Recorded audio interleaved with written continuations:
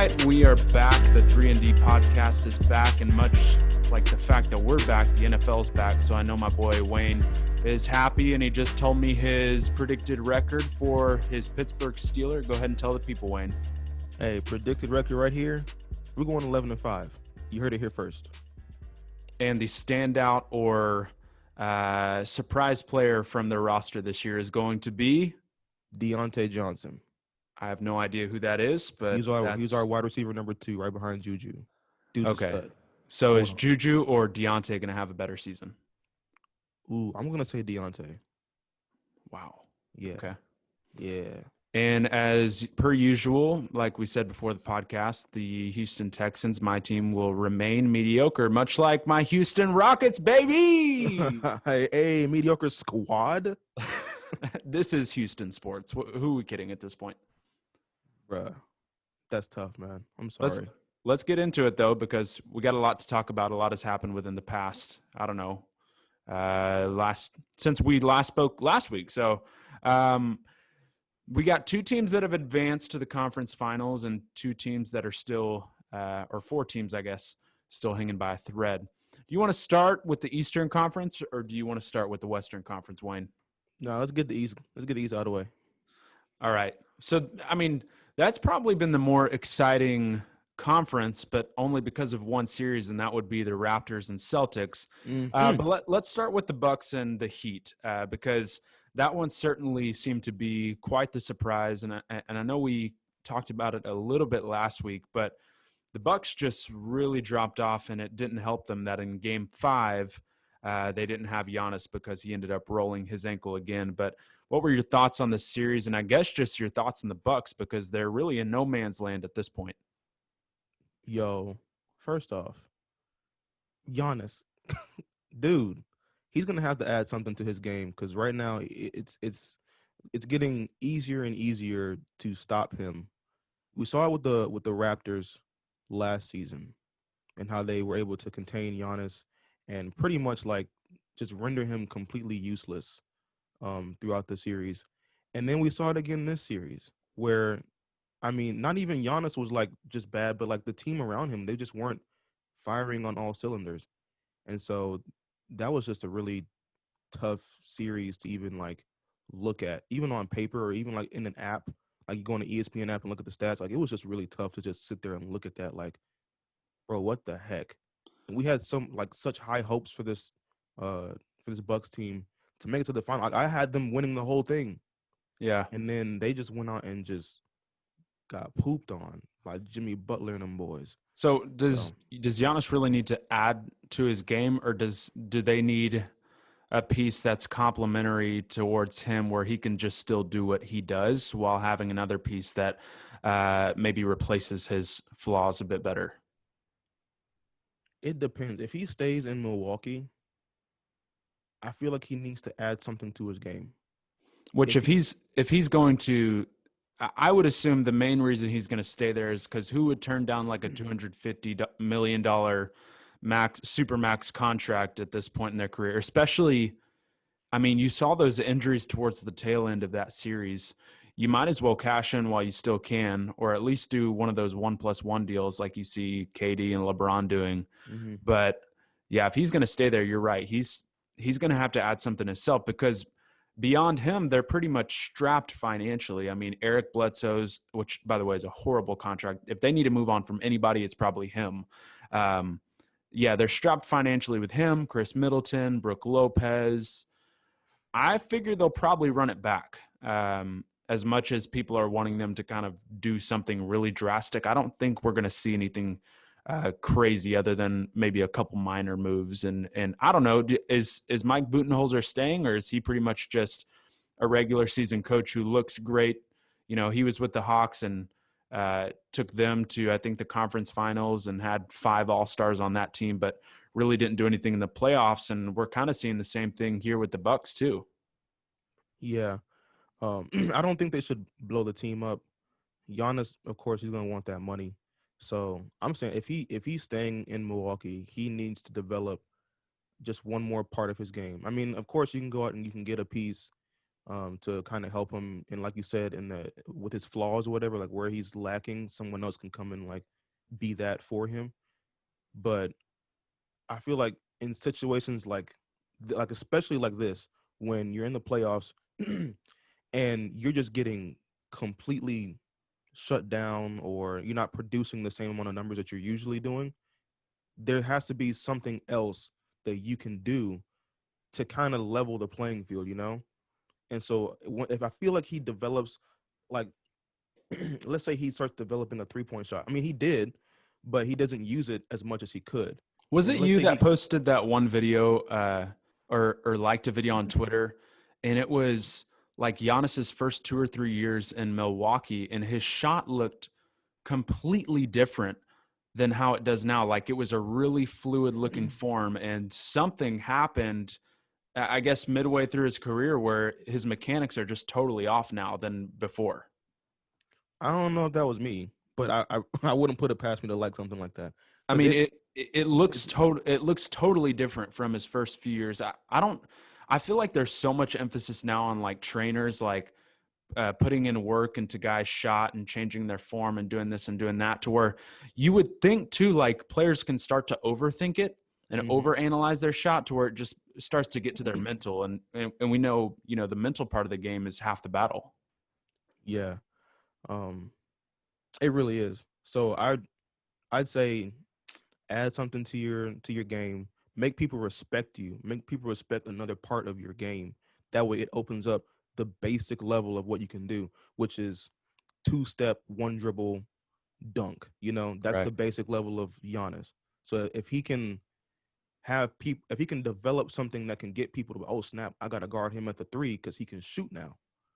Then he can be like, all right, cool. Now you're all the way out here. I can one dribble, two-step, dunk on you from the 3-point line because now you're all the way up on me. So if he can develop something like that, that'd be good going into the next season. But I mean, I guess the easiest thing to do would be to like get a piece that could help him out in that area more efficiently. So that Yeah. way, he doesn't have to always drive in and have to, get fouled or do all that extra stuff. He can like drive in and kick it to, I don't know, whoever on the three who's more of a knockdown 3-point shooter and can help him out and be like that Robin to his Batman. So You mean like a Robin Lopez who's on his team? Maybe he can be the Robin. I'm just uh, kidding. No, we won't do that. We won't go down that path. Uh, I think I saw this too. Somebody said the difference between these two teams in this series is that one star player being Jimmy Butler and then the other star player being Giannis, one guy has a respectable, at least respectable jump shot to where you got to close out, and a guy where he's going to make his free throws, versus another guy who's probably going to shoot even 50% sometimes on his free throws some nights, and where you can afford not to close out on him. And I think that was the biggest difference in this series, at least from a star perspective level, was just, if I think two things that can be improved, and you alluded to it, like what's one thing he's got to get better at. Like, dude, just get better at your free throws, because you're going to get whatever you want in the paint, but you're going to get hacked too. So some of the most easiest points, and we see this with James Harden too, get to the free throw line, and you see that ball go through the hoop. That really helps your night and helps your mentality. And we've seen this the past 2 years with Giannis, that defenses are becoming smarter and smarter in game planning against what he usually does. And when you neutralize him, you pretty much neutralize the Bucks. Like, you might have one, great game 4 Chris Middleton game. And I think he went off for like 35 in game 4 or something and had that game winner. And that's great, but that's not sustainable. And so I think the Bucks are going to have to figure out a way where he can not be neutralized and expand his game. It's funny too. I think we forget he's only like 24 or 25 years old. I think we forget about that part about Giannis. wait, what? Yeah, he's not like he's not Yo, like 28 or 29 like in his prime. He's still like, we talk about other guys like Devin Booker and Jason Tatum and all these guys who are like 23, 24, and we're like, man, they're so young, so much promise. They're gonna do so much. And Giannis is probably going to be the 2-time MVP and one Defensive Player of the Year this year. So I think we forget that part too. yeah, I completely forgot about that. I don't know why I'm just sitting here thinking he's like, oh, dude, Giannis got to be close to 30. You know what I'm saying? Like he's got to be up there. You Maybe know, because he looks like that. I don't know. you know who would be great with him, a great pairing with him? I wouldn't ever see it happening, especially after this bubble scenario, but imagine Devin Booker pairing up with Giannis in Milwaukee. Talk about that 1-2 punch of having the scoring ability and a guy who can take it off the dribble plus Giannis's abilities. That's lethal. That would be lethal. I don't see it. You'd have to package those two players for each other. There's no way you can exchange, like, pair them together. So Yeah. okay, what about the Miami Heat? I mean, there's this group is just scrappy. Like they take no prisoners. Uh, Mm-hmm. they all seem to have a chip on their shoulder. You got guys who can shoot the ball like Duncan Robinson. Jay Crowder was phenomenal from the three this series. You got great defenders who can guard perimeter players like Jay Crowder and Andre Iguodala. This team, and Bam Adebayo, the first time All-Star, holding down the paint. This group is in an odd way very scary because they have this unwavering confidence, but there's no expectation behind this team because nobody had them going to the conference finals this year. Yeah, I for sure didn't know that they were gonna be like this, man. This team is nice. This team um reminds me of like the teams that I like to watch when I play basketball or when I watch basketball. Even when I play basketball, like I want to be like this Miami Heat team where it's just grit all day, every day, and it don't stop and it won't stop. So Can't stop, going won't into the, stop. can't stop, won't stop. Going into this series, I knew it was going to be an issue because the Miami Heat, I feel like they just all have that like Pat Bev or who's another just fierce guy? Marcus Smart. Marcus Smart, Montrezl Harrell, that like I'm gonna be in your face. Oh, that Morris from the Clippers. Was it Markeith or Marcus? I don't know. Yeah, Whichever one it is. I can never get their names correct, so I just call it Morris from the Clippers or Morris from the Lakers. Yeah, one of those Morris twins. And how they just got that like that dog in them all game. Like, and it doesn't matter who it is, they're going to attack you on both sides of the ball, and either you adjust and you kind of take them off of their game, or they're just about to run right over you with like sheer determination. So going into the series, I knew that was going to be an issue because I didn't see the Bucks kind of handling it that way. I just thought that they were just going to go out there, play their style of basketball and just compete and win. And it turned out to not be that way. It turned out that Jimmy Butler and, like you said, Duncan Robinson just out there shooting the lights out. Who else was out there? Bam Uh, Adebayo.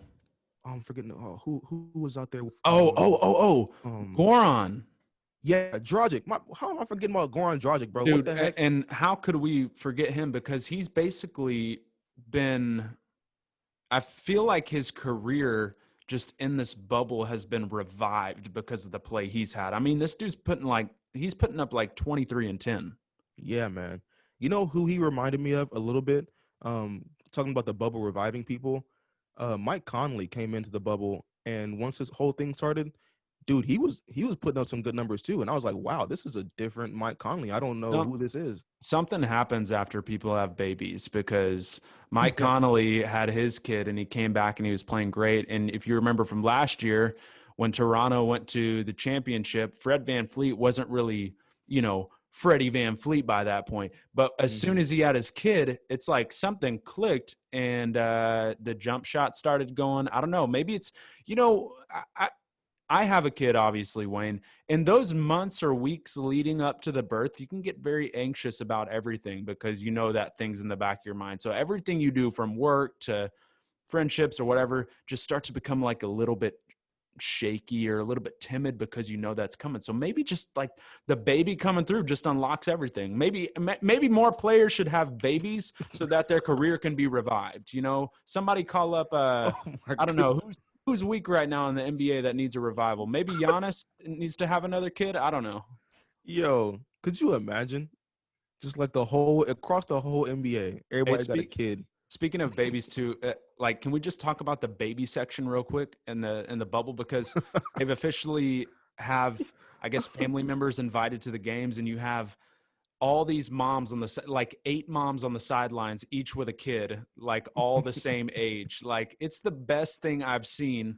Oh It's man. I think it's better than actual fans because it's just so unintimidating. And Yeah. you have like Russell Westbrook yelling at the Yeah, I was sidelines at about babies. to I'm say like, that. what are you doing, man? Who are you? You don't want to make babies cry like that. He over there yelling cuss words at kids. They're like, goo goo gaga. Like, the heck? What's wrong with him, bro? Yeah, we got a little sidetracked, but Oh you were saying snap. Dragic has pretty much had a revival though to his play style. Yeah. Dragic came in and said, "Look, I'm back. I'm here. Let's get it popping." So I like that. And going into whoever they play, they're playing the Celtics next, which we'll talk about in a minute. Um, dude, that's gonna be a good game. I mean, good games, good matchup. It's gonna be a lot of fun. I The can't thing that wait. the thing that can't be measured on the stat sheet with this team, but I don't think should go overlooked, is that the Heat just outplay you from an energy standpoint and an effort standpoint. Like you could see it on the Bucks versus the Heat. Like the Heat looked like they were in it, even if shots weren't falling or the rhythm was off. Like they were still scrappy defensively and doing everything that they needed to do to make this happen. So, credit to them for.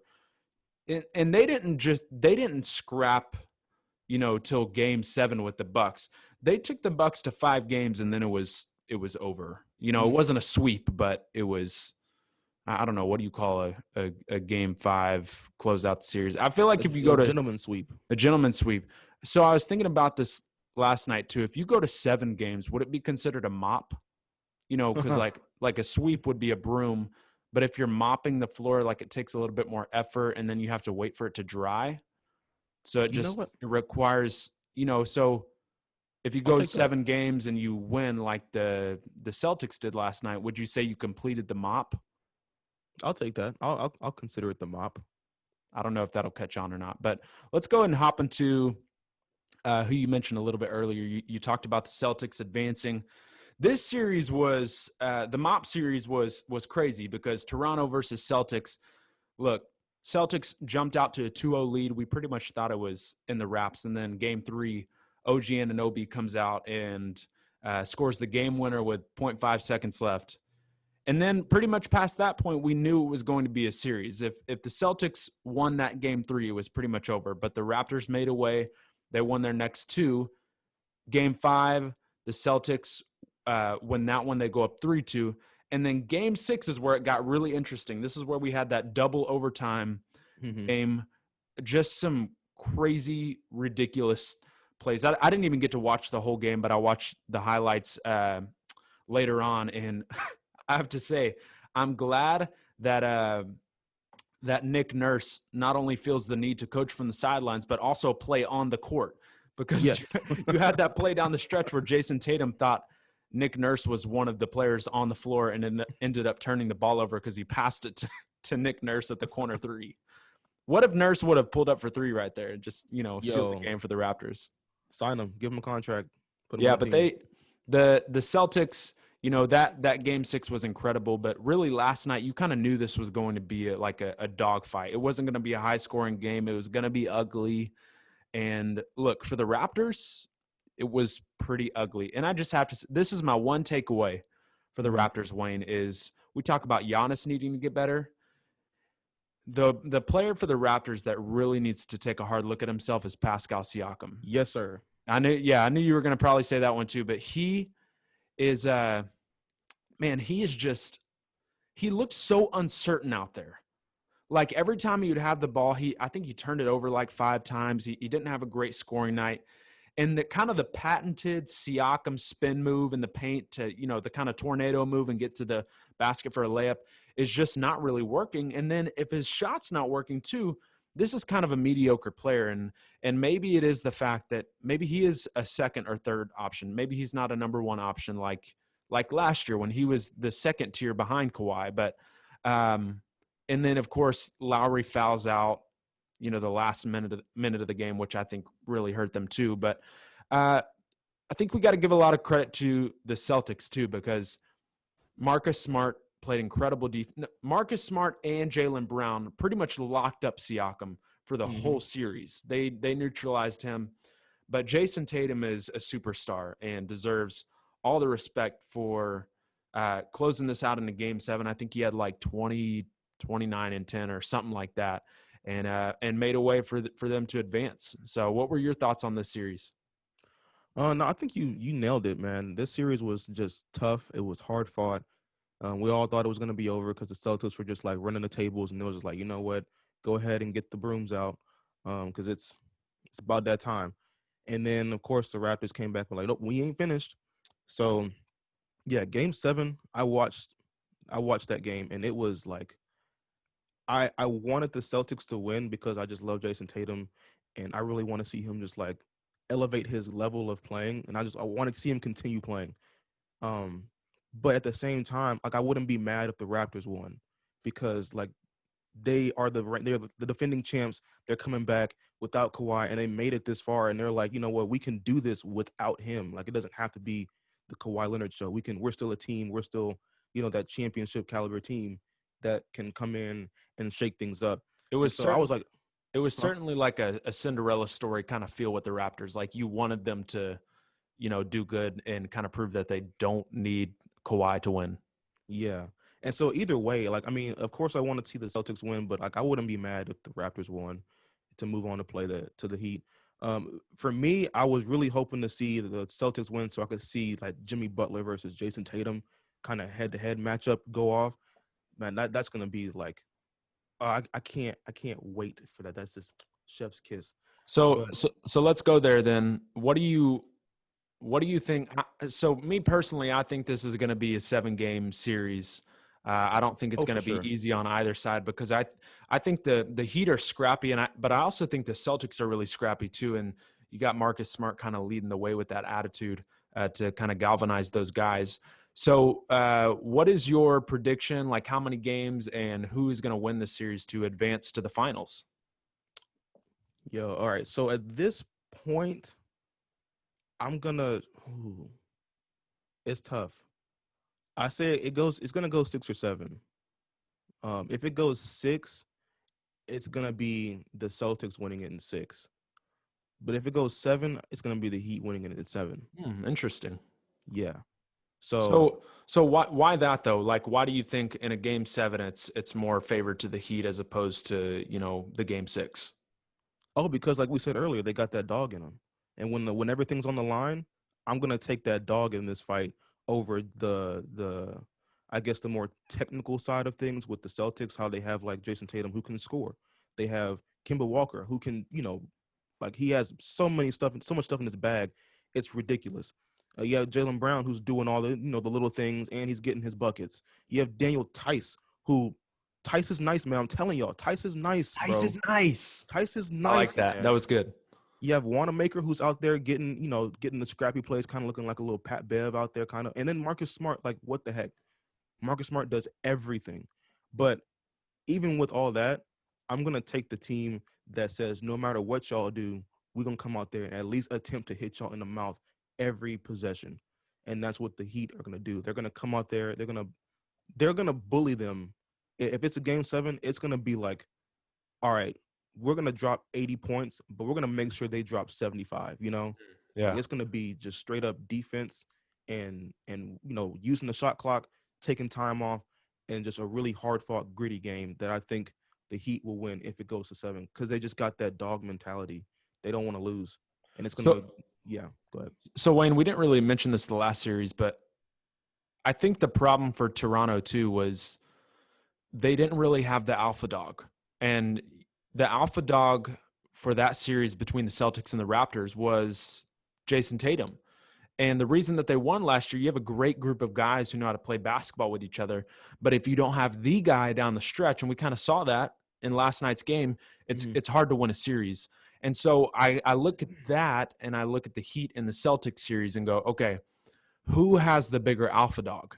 And to me, it's like I want to say Jimmy Butler, but I know Jason Tatum is more skilled than Jimmy Butler. Like Jimmy Butler has more dog in him, but Jason Tatum has more skill than him.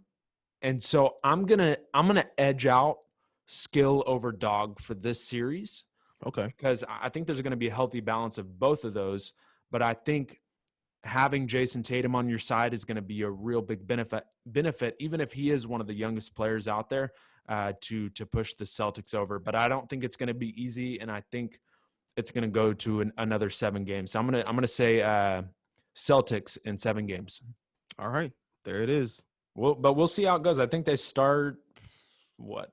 I guess they start tomorrow because there's that gap in between, every game or every series, and the Heat have been waiting for them. So I guess it starts tomorrow. Yeah, they only get 1 day off. Yeah, that'll be Yeah. exciting. I love games on Sunday.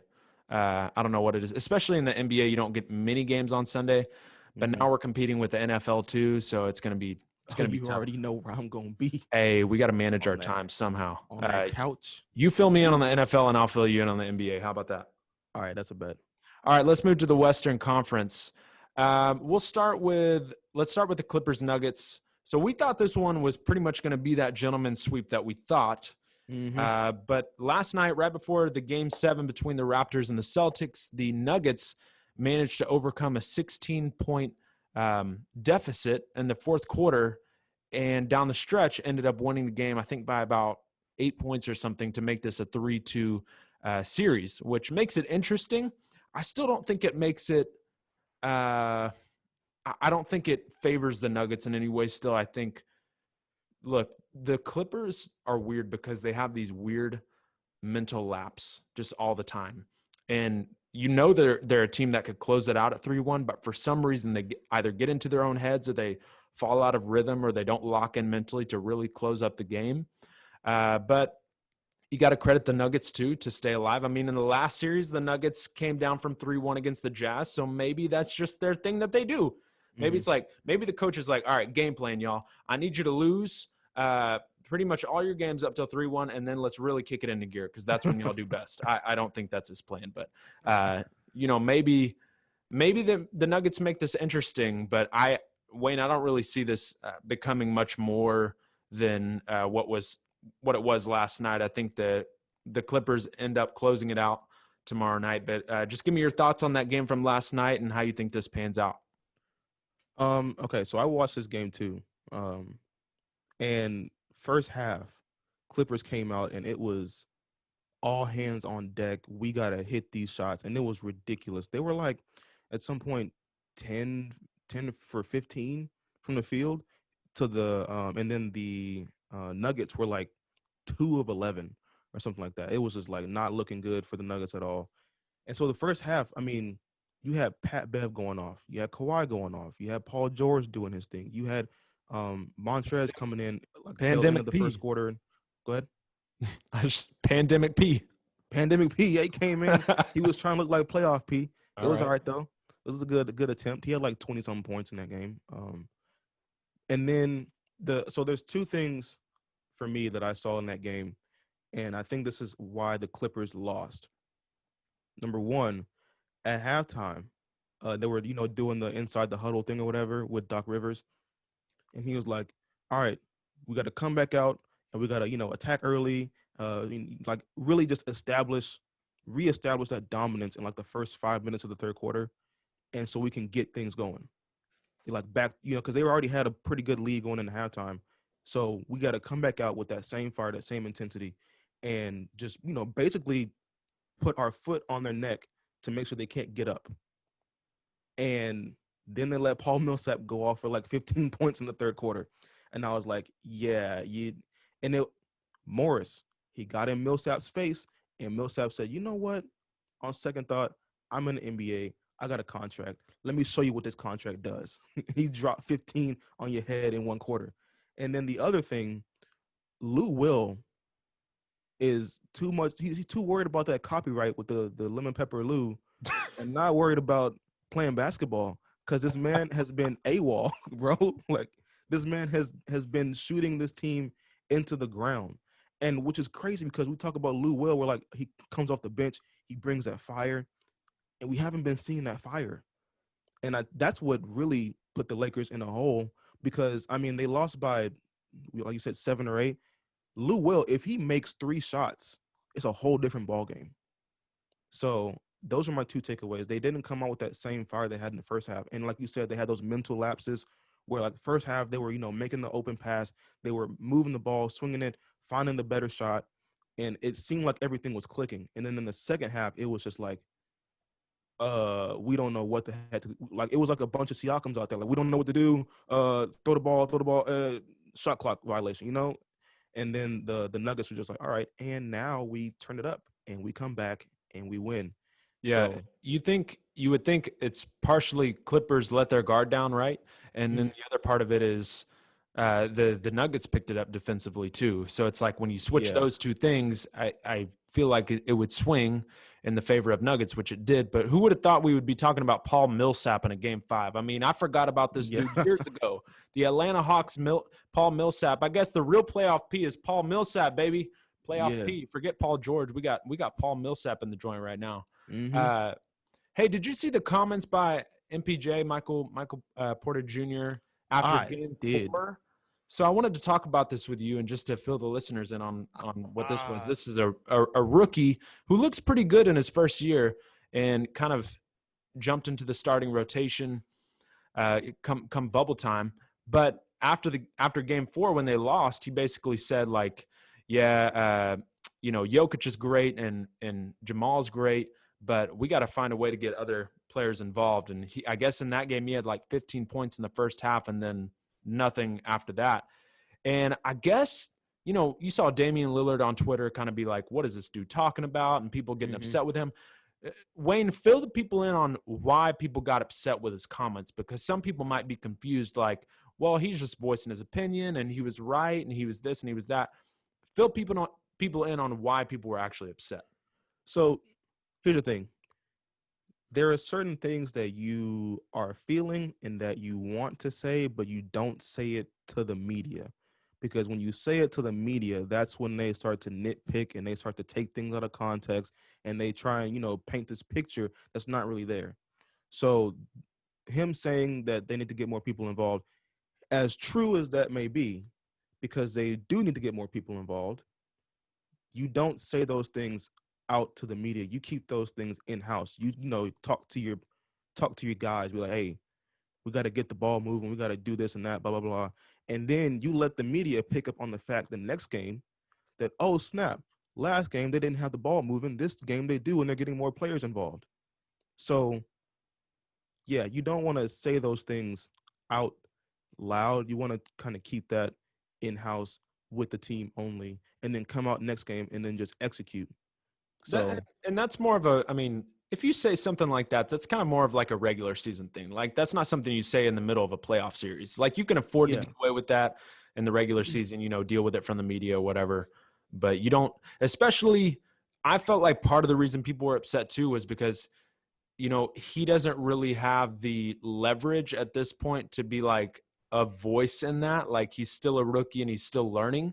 So I felt like partially it was also like, look, dude, like, get your wings first and then you can fly a little bit. But, yeah, don't just come out here saying things and acting like you're, one of the centerpieces already for the Nuggets. Maybe at some point, but but the reason I bring that up too is because last night he basically was the one that sealed the game too with that yeah, three. I and that guess that was block. with under like a minute left. Yes, and then the block too, which was I guess Mike Malone was more inclined to play him this game because the dude only shot 1 for 3. Like he didn't have a great scoring night, but the knock on him is that he doesn't bring it defensively, and he brought it defensively pretty much the whole night. And so that was a big step for him, and plus to get the clutch shot. So I'm hoping everything is good between his teammates and the coach, but hopefully he learned his lesson too. But last night he said he stands by what he said still. So I don't know. Hey, I I guess mean, to each his own, but that's fine with obviously, me. Double down on it. I mean, you said it, and it worked. You got more people involved, and it worked, and y'all won. So right. Yeah. And you don't need to be touching the ball the whole game to have an impact. You went 1 for 3 last night and you had pretty much the shot that sealed the game. So, take that to the bank and be proud of what you did in that. yes, sir. All right. So do we think the Clippers are going to close it out next game, or do we think this is going Uh, to go 7 games?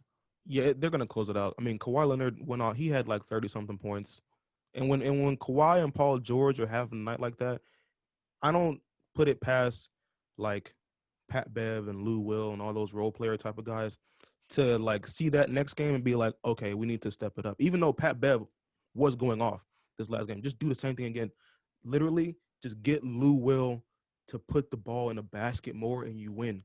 That's it. You get everybody do the same thing. Yeah. Get Lou Will involved and get him on fire, and y'all are good. Agree. I think they close it out next game, and we'll be seeing them in the conference finals. But that's when they really got to lock it in. It's no more playing around at that point. We need playoff P. Playoff P, baby. Paul Millsap. Just kidding. Okay, we got the Rockets and Lakers, the Pocket Rockets versus the Monstars. So, yeah, this is Wayne. I don't want to get on my soapbox. I mean, we know I'm a Rockets fan here, and if you're on YouTube, you know we got my boy Elijah one in the background.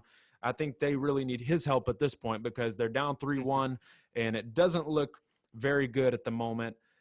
Listen, we talked about this last week. We were even on the podcast as the first game was going on. Rockets had the lead. We were like, oh, Rockets, you know, they're doing pretty good. And I said, you know what? Lakers, they gave up the first game against the Blazers too, and then they won 4 in a row. It looks like we're about to see that too, Wayne. Man, it's that gentleman's sweep, bro. I was telling you, man. They let you think you're good, and then they're just like, all right, and now we turn it up.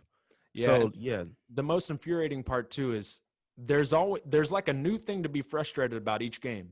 It was like game 2 or 3. Russell Westbrook looked like somebody didn't give him the juice at halftime, you know, the MJ juice in Space Jam, and he just like this lost Michael it. Secret stuff.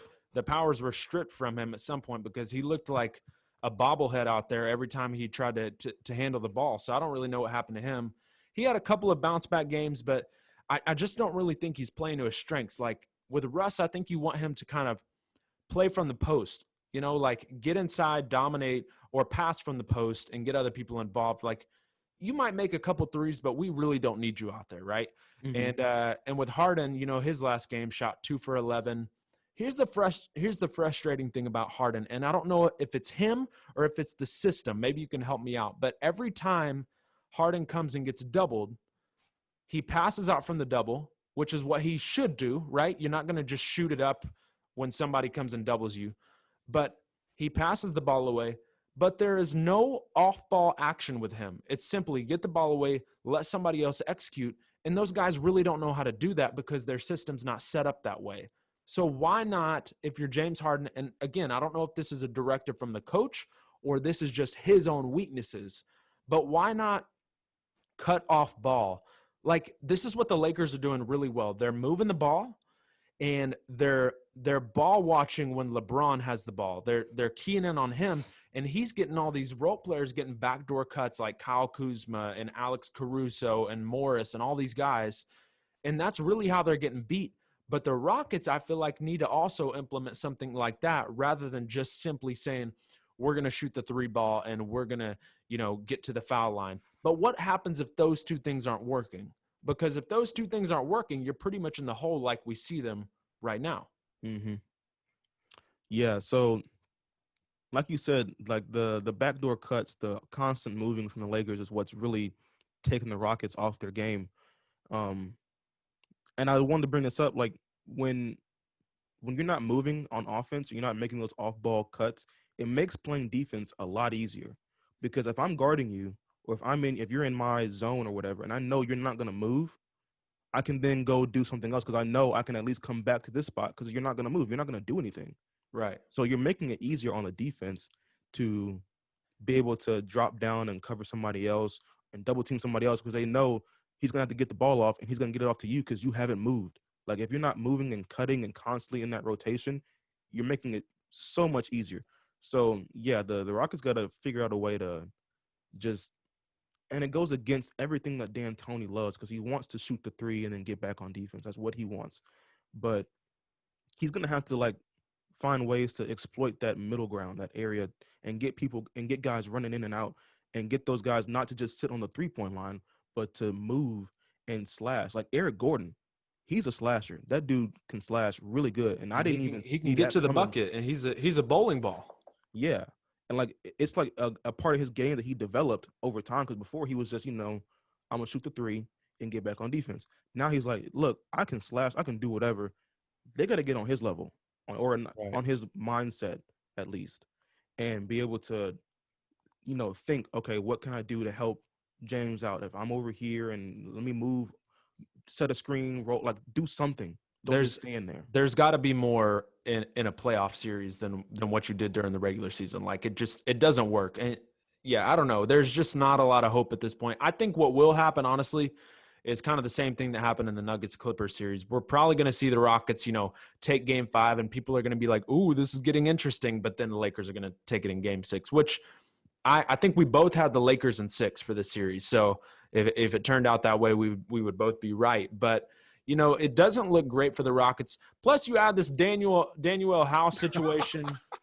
I mean, my God, man, like, Yo, what is going on here? Like, okay, I yo, understand. Like, let's get real just for a second. You take these guys away from, their families and their social life and everything for 3+ months. And I guess that got to Daniel House because he's sneaking in females, through security, the borders and all this stuff just to get, someone into his room. You know what? The sad situation about this, Wayne, and just on a real level right here, I think he has a wife too. I think he has a wife and kids. And I saw a report that like his wife deleted all their pictures of, them two on Instagram. So that's got to be that's pretty sad. I don't know. Just on a real level, like it sucks for the Rockets, obviously, but, I care about that, more than a team win. So yeah, that's another added level to this whole situation. wait, hold up. So he has a wife and kids. That's what I saw. That I saw it from one source on social media, which could Okay. obviously be Yeah, yeah, incorrect. But yeah. if that is the case, that really sucks. And honestly, like you look at Daniel House Jr. and you're like, okay, he's not the most formidable name on the Rockets. He's not going to affect them that much, but he does do a lot. He can knock down the 3 ball. He brings that grit. He brings the energy to that team. Mm-hmm. And I think the thing that it does the most for the Rockets is maybe it's just kind of deflating. All the news centered around them is not even a part of their play, but because one of your players snuck a female into his room. Like that's got to be Yeah, deflating, right? yeah. Yo, that's if it's true that he has a wife and kids and all that good stuff. First off, weren't aren't you allowed to invite people to the bubble? I, Could have invited them to the bubble, and then problem solved. But look, as to each his own. Daniel House, if you're listening, look, bro, no judgment. We don't cast aspersions on this pod, bro. 3 and D, we keep it trill, man. You, we understand you messed up. It's cool, bro. Just go hey, handle your business, man. wish you all the best, man. We don't wish anybody's relationship to be broken. I believe in mending, so Yeah, just make makes better sense to choices, happen. please. Make better But choices. besides all that, Wayne, I know you had some thoughts on this. You kind of thought it was funny, so just give me your thoughts real quick on this whole Daniel House situation. Daniel House, bro. Because for the Rockets, if it's not one thing, it's another, man. That was like my main thing. Like, if it's not their style of play or what they're doing on the court, it's something off the court that's gonna get the Rockets. Like, nah, it's just the good old Rockets. Something always has to happen, you know. And so for like a while, even in the Thunder series, when it was like Game 7, and they brought in Scott Foster to ref the game, and we're like, you know what? If the Rockets aren't gonna shoot themselves into the hole, Scott Foster is going to put them there. And then, they overcame that. And so in this series, it's like, oh, snap, they got to play LeBron. They got to play AD. They got to play blah, blah, blah, blah, blah.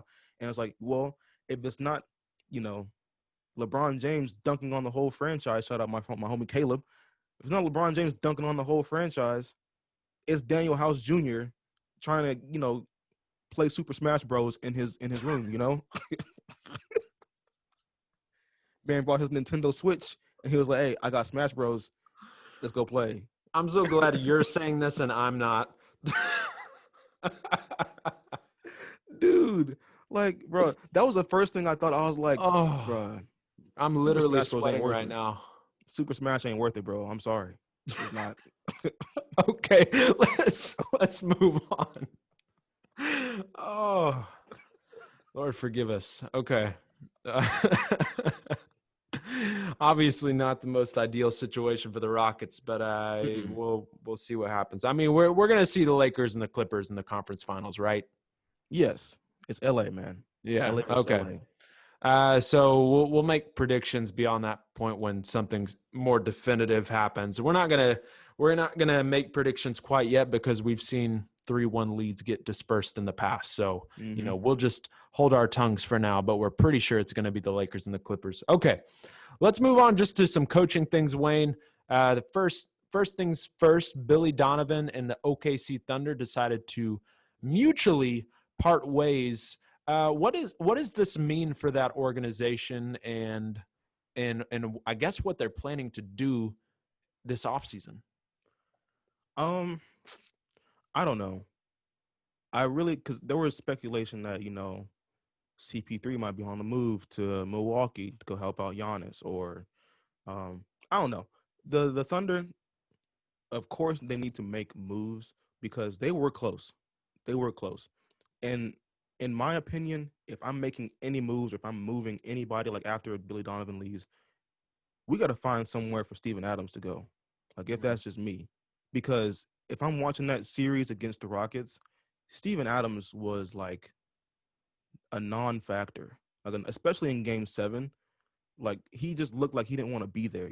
Like he was just moving really slow, couldn't get rebounds, like was getting out rebounded by PJ Tucker. Which don't get me wrong, PJ Tucker is nice on defense. He's real nice, but Steven Adams is like what 7 something or almost 7 foot. And we always allude to Steven Adams being the, kind of like the toughest guy in the NBA. Yeah, and he was out there just getting bullied by some 6'7", 6'8" guys. And the one thing that threw it for me was I was watching the game with my brother Brandon. Shout out Brandon, and he's a Thunder fan, loves the Thunder. But Russell Westbrook is his favorite player. Period. But he loves the Thunder, He can have him and back. we'll just return to sender, get the receipts, and Yeah, send them back, we'll please. we'll take CP back. Yeah. And there was a move like Steven Adams had the ball in the post, and Brandon was like watching the game. He was like, just hook, drop step, and dunk. That's all you gotta do. Because I think he's getting guarded by James Harden, and all he had to do was turn to the open area and literally take one step and dunk the ball or lay the ball up because there was nobody there. They were giving it to him. And what does Steven Adams do?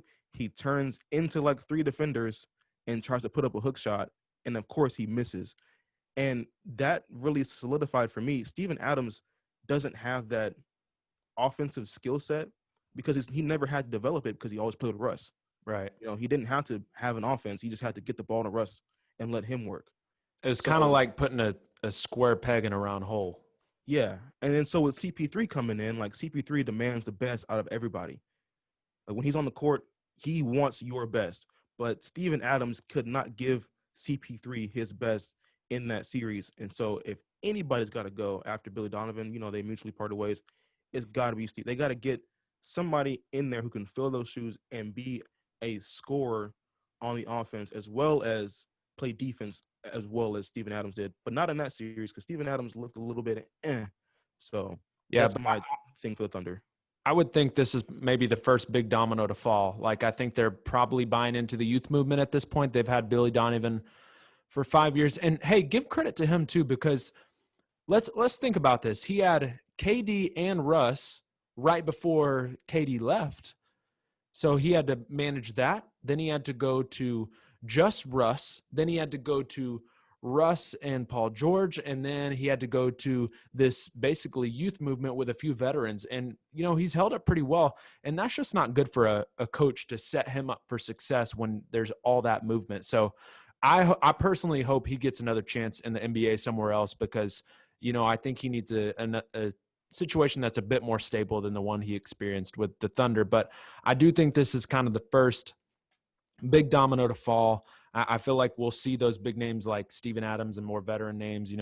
I think Gallinari's a free agent, so he probably won't sign back there. But there's Steven Adams, CP3, and then to really, maybe even move Schroeder too, but really buy into Shai Gilgeous kind of as one of your big centerpieces, and I guess start to go the youth path. So best of luck to Billy Donovan and the OKC Thunder. And in other coaching news, also the Brooklyn Nets, kind of the pick from left field. Nobody saw this, Wayne, but the boy Steve Nash, the 2-time MVP, the guy who played this with the 7 seconds or less Phoenix Suns, Steve Nash has picked up the head coaching job for the Brooklyn Nets. What were your thoughts on this?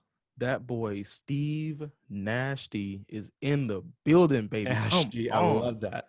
dude. So for those of you who don't know, Steve Nash is my favorite player of all time. Like that dude. Is he really? Yes, Steve Nash. How Period. come I And didn't know this? I don't know. I don't really I tell thought it you like. were like, Kawhi Leonard, Tim Duncan, Well, or right now Kawhi Leonard is my favorite player, like in the NBA. but in the past it was Steve It Nashty. was Steve Nash, man. Okay. I love watching Steve Nash play. So for me, whenever I saw that he was getting like, first of all, the Nets did a fantastic job of keeping this under the utmost wraps because Yo, for the for real. longest time we were like, is Greg Popovich going to be the coach of the Nets? Because it was, he might be on his way out and he might want to just ride off into the sunset and coach Kyrie and KD and all those guys and just kind of coast to another ring, maybe. Yeah, yeah. Um, Especially in today's news cycle too. Like it seems like we always know what's going to happen even before it happens. Yeah. And then the Brooklyn Nets were like, nah, we was talking to him behind the scenes. Y'all just wasn't looking. And so, bro, they brought in Steve Nash. Like I was so hyped when I got that Bleacher Report notification and I was like, hold the phone. Steve Nash got the job? Hey, let's get it. Because I thought Steve Nash was just doing his thing, playing soccer and doing whatever he liked to do. But then I saw him, oh, he wants to coach. Cool. Now, I don't think that's going to be like an immediate turnaround because, you still got to get Kyrie and KD to be on the floor at the same time and get those guys going with the team and see how that works out. But who better to do that than a man who Steve Nash?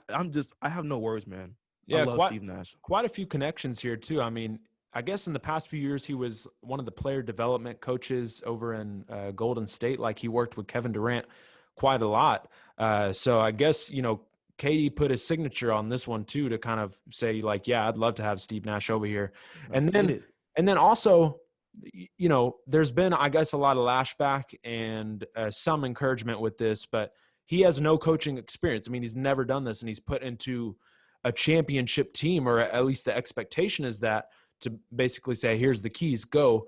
And he was falling under the leadership of Steve Kerr these past few years, who also, was a TV analyst and a player and stepped right into a head coaching job and, has won 3 titles. So you don't know if that's actually going to be the case for Steve Nash, but I guess one part of it is you could say, there's more formidable coaches and guys with experience who could have taken this instead of him. Or you could say, well, it's worked for, other guys. Like I think it happened for Doc Rivers a long while back as well. But basically to not have even assistant coaching experience or anything and to just say, hey, here's the keys. So I hope it works out for him, but we'll see how it goes. He's got definitely a lot to deal with in his first coaching run. Because I mean, the expectation on the Nets is with Katie coming back next year is championship mode.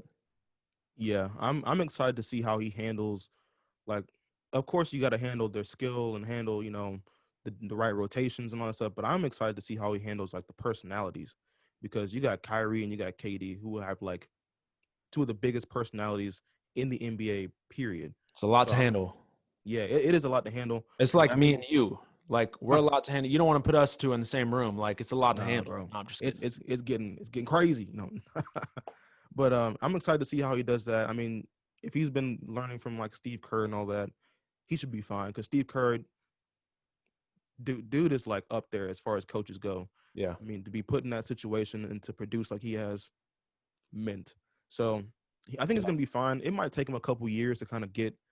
I know they'll make the playoffs, but it might take him a couple years to get to that. Like, okay, and now we done arrived. It's time to show him what we got. So shout out Steve Congrats. Nasty. Congrats, Steve Nashty. I Yes, love sir. that, by the way. I've never heard Steve Nashty. I like that a lot. Yes, sir. Okay, so that's going to do it for today's episode. Make sure that you guys follow us on Twitter at 3ND_pod. If you're listening on iTunes, don't forget to give us that 5-star review and 5-star rating and a review. Mm-hmm. And then if you see us on YouTube, make sure you like and subscribe. And here's a challenge for you this week. If you're a active listener, I want you to do something. I want you to do something for us. I want you to pass this episode along to 2 people. That's the challenge. Give it to 2 people. Do I have a prize for this? No. But I want you to pass it along to 2 people because we'd love some more some more listeners to kind of get involved with what we're doing. So appreciate you guys listening. Wayne, how about instead of advice this week, you give us a go-to meal for people that they can cook in less than 15 minutes that's really good this week? Ooh, a go-to meal you can cook in less than 15 minutes. Ooh, I got it. You got to be efficient though, okay? This might be like right at 15 minutes, but if you do it right, it's going to be nice. French toast, bro. Get you some French toast. You got to get your eggs, get your cinnamon, get your toast, of course. Get your little pan that you can dip the toast in before you put. Listen, if I can remember the recipe, I will post it, bro. You can do this in under 15 minutes, and it is going to come out gloriously. I'm telling you, gloriously. Probably one of the more messy meals, but I guess you could get it cooked in under 15 minutes. You just got to be prepared to clean up afterwards. Dude, it'll be worth it.